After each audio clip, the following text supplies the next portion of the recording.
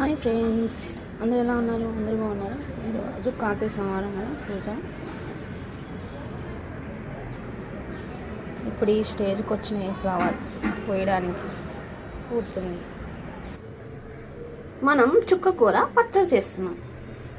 పచ్చడి అంటే ఏదో రోట్లో వేసి ఉబ్బేది కాదు, చూడండి బాగుంటుంది. చుక్క కూర, ఆనియన్.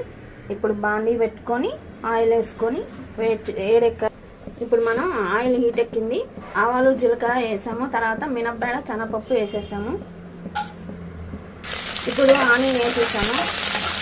ఈ చుక్క కూర చాలా రకాలుగా పచ్చళ్ళు చేసుకోవచ్చండి, కానీ మేము ఇలా చేస్తాం, బాగుంటుంది. ఇలా కూడా చేస్తాం, ఎలాగైనా చేస్తూ ఉంటాం అప్పుడప్పుడు. ఎప్పుడు ఒకేలా కాకుండా వెరైటీగా చేసుకుంటాం. బాగుంటుంది, చాలా రకాలుగా చేసుకోవచ్చు. ఇలా చేసుకోవచ్చు, లేదు మనం పచ్చళ్ళు చేసుకుంటాం కదా అలా కూడా చేసుకోవచ్చు, నెల పచ్చళ్ళలాగా చేసుకోవచ్చు. ఇంకోసారి చూపిస్తాను. ఇప్పుడు ఇది సింపుల్ అడిగిన చుక్కకూరను కూడా వేసేసాను. ఇదైతే మనం ఇలా వాష్ చేసుకుంటే టేస్ట్ బాగుంటుంది.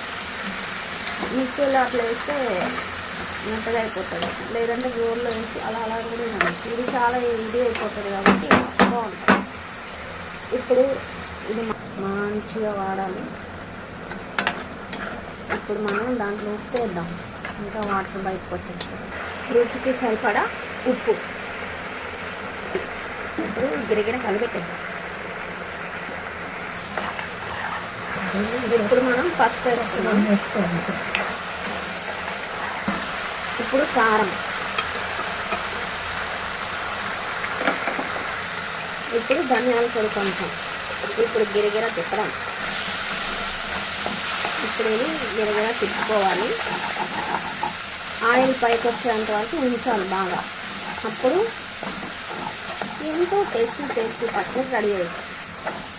చూసారా, ఎంతో ఈజీగా ఎంతో టేస్టీగా చిటికలో అయిపోతుంది చుక్కకూర పచ్చడి. మీరు కూడా ట్రై చేయండి, ఎలా ఉందో కామెంట్ బాక్స్లో పెట్టండి. కొత్తగా చూసే వాళ్ళు సబ్స్క్రైబ్ చేయండి, లైక్ చేయండి, పక్కనే ఉన్న బెల్లని టక్కని కొట్టండి, షేర్ చేయండి.